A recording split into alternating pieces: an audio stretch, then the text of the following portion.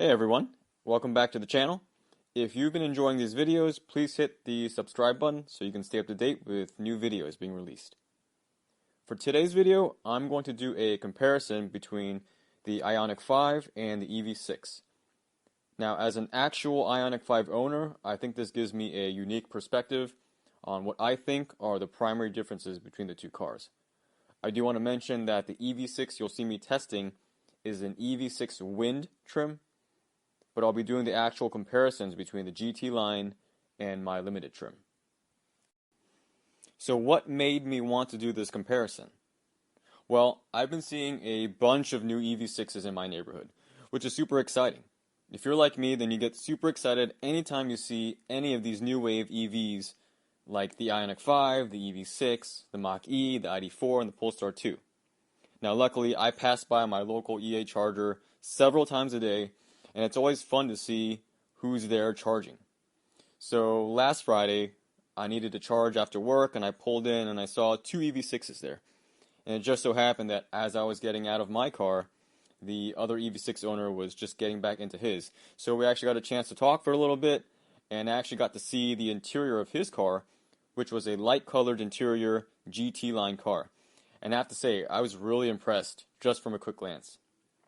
Again, this is the first time I had ever seen the interior in person, and just between the metal finishes, the different looking materials and textures, it definitely looks futuristic like everyone says, but I was more so surprised at just how premium and how expensive it looked on the inside. Now, that's not to say the Ioniq 5 doesn't look futuristic or premium, but personally, it just felt like the EV6 GT line looks and feels more premium than the Ioniq 5 Limited from a bystander's point of view. So then that got me really curious, just how different are these two cars, really? Some reviewers mentioned that the EV6 has a sportier ride and that it drives differently, whereas others might say they drive exactly the same. So I wanted to answer this question. Is the EV6 really just a reskinned Ioniq 5? Or is the Ioniq 5 just a reskinned EV6?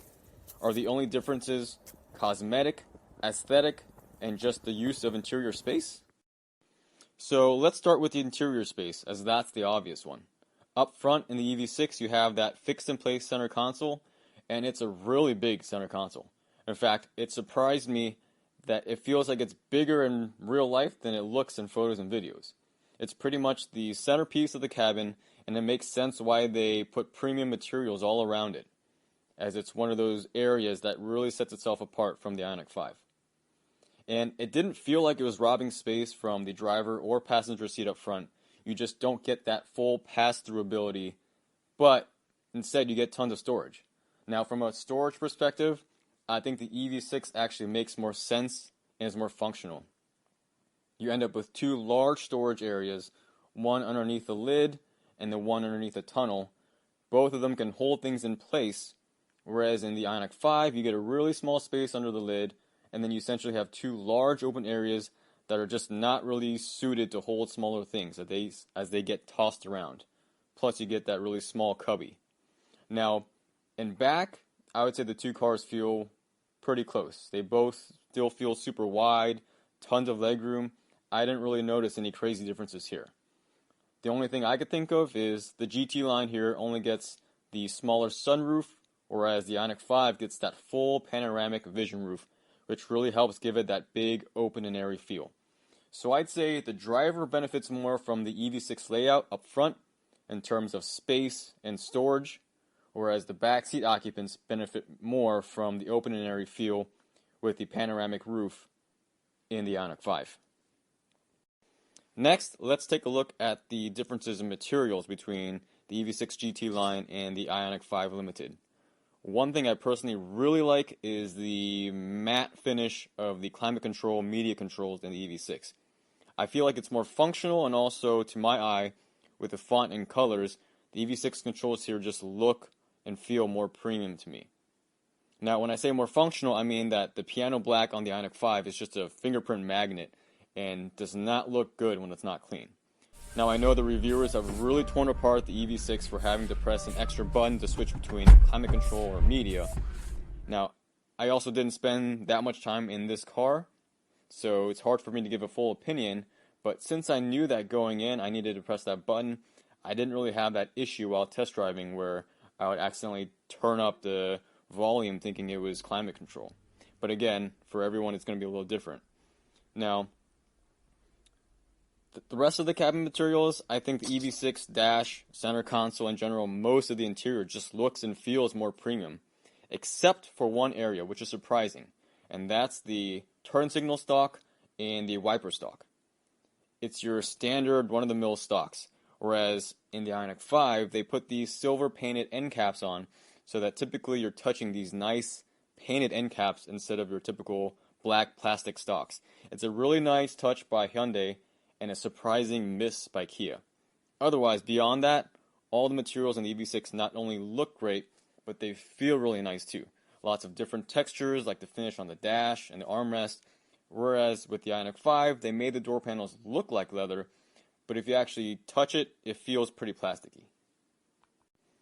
Next, we touch upon the driving feel. Again, I was only in the car for a very limited amount of time, very limited driving time, but the very first difference I noted was the steering wheel. The EV6 steering wheel feels just a tiny bit thinner, and the leather wrap feels more solid and tight. The Ioniq 5 steering wheel feels a little chunkier, and it feels like there's a little bit more padding in there, giving it a bit of a squishy feeling.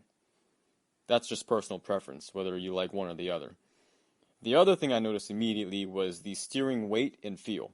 The steering in Eco Drive mode in the EV6 felt like the steering in Sport mode in the Ioniq 5. There's just more weight to it. Not significantly so, but it's still noticeable. But overall, there's still relatively light steering. Then in terms of actual handling feel, the EV6 feels a smidge tighter, maybe a little more cohesive on turns, like one solid block, whereas the Ioniq 5 feels a little looser. And maybe an easier description would be that the Ioniq 5 just feels bigger and wider on turns, whereas the EV6 feels a little smaller and lighter on turns. I feel like if you haven't spent much time in either car, I don't think you really notice any real difference jumping from one car to the other. I feel like I'm only noticing these because I've had my Ioniq 5 for over a month and a half, and according to the trip history, I've spent over 85 hours in the car, and I've done over 1,800 miles. So I know what the Ioniq 5 feels like, and I can notice those subtle differences. So what does this all mean for those of you trying to choose between the two cars? Well, if we're comparing the EV6 GT line to the Ioniq 5 Limited with the same dual motors and the same battery sizes, the truth is, I think they are very similar, and I don't think you'll be disappointed in either one. Personally, I think I would have been very happy too with an EV6.